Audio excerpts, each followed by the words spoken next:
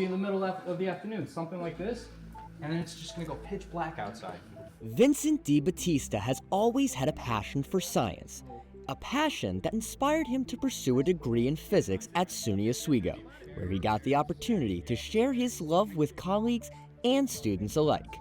This is one of several what is known as outreach programs, where we're going to all different types of schools in like the central to western New York regions to educate students on what we are doing. A great place to start is with the students in order to introduce them to the scientific aspects of this eclipse, as well as, pique interests and make sure that they're able to view something like this. These outreach programs are part of the work done for the Nationwide Eclipse Ballooning Project, a program funded by NASA and the National Science Foundation to study solar eclipses.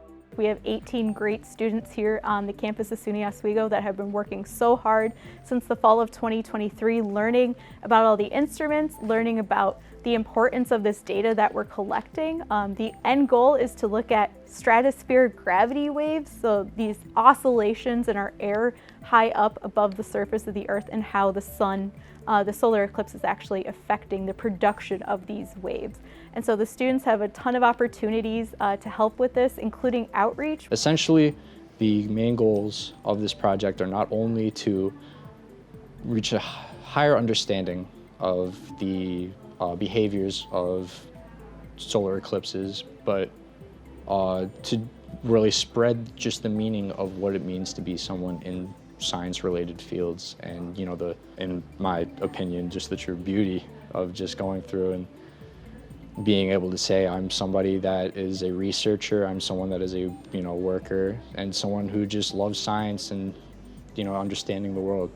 That's what NEBP really stands for. Before the outreach, these students start in the field, learning about the equipment they need and understanding how it works to conduct research. Going into this, I never truly understood how exactly an eclipse occurs as it relates to the distance between moon and Earth and the effect the sun has on that. This course we've had at school and just in general, the Nationwide Eclipse Ballooning Project has really elevated my knowledge of better understanding what goes on outside of our atmosphere and how it affects both life inside and in the atmosphere in general. The purpose of the balloons is we use the balloons to launch these radiosondes up into the atmosphere. And what these radiosondes measure is different variables of the atmosphere, like pressure, wind direction, humidity, and temperature. And it does it in a vertical kind of profile so that as it's going up, we can see what the atmosphere is doing at different levels. And these are our most critical component in terms of gathering data. Without these, we would not be able to study anything for this project. The Nationwide Eclipse Ballooning Project brought great experiences and opportunities to students in 55 different colleges and universities across the country, including the University of Albany, Plymouth State University, and New Mexico State University. My experiences in this project, we started in the beginning of the semester last year with preparation with training, going through basic radiosonde launches, working with instrumentation, working specifically with how to string everything together with our nylon strings.